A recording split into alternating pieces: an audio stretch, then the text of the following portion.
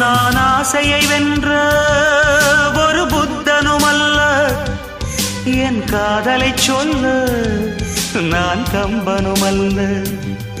உன் காது கடித்தேன் நான் கனவினில் மெல்ல, இன்று கட்டி அணைத்தேன் இது கற்பனை அல்ல. அடிமனம் தவிக்கும் அடிக்கடி துடிக்கும் ஆசையை திறகிவிடு. இருவிழி மயங்கி இதழ்களில் இறங்கி உயிர் வரை பரகிவிடு.